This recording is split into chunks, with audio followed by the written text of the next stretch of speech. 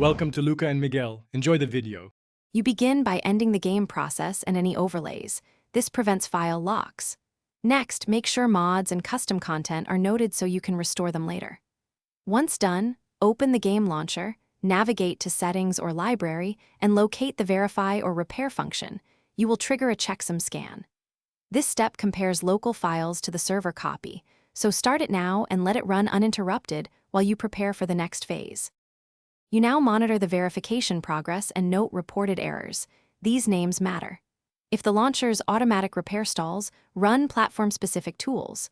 On Steam, choose Verify Integrity of Game Files. On Epic, use Repair. Once errors are listed, close the launcher and manually check the affected directories. Compare file sizes and timestamps to expected values. Then force redownload of only the flagged assets or replace. You should relaunch the game and immediately test core functionality.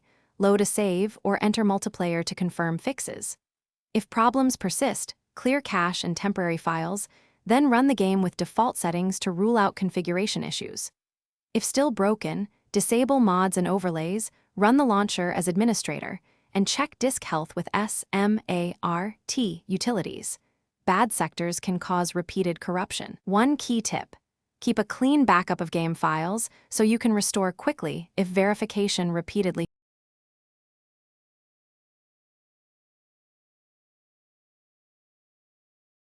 Thanks for watching and please subscribe. It's the best investment you'll ever make.